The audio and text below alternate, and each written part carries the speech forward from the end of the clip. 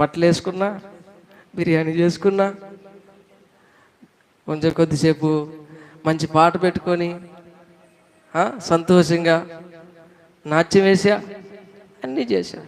అసలు పండగ ఎవరికి? అసలు పండగ ఎవరికి?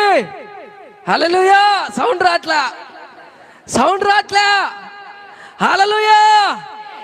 ఒకరి ముఖం ఒకరు చూసుకుంటున్నారేంటమ్మా? అసలు పండగ ఎవరికి?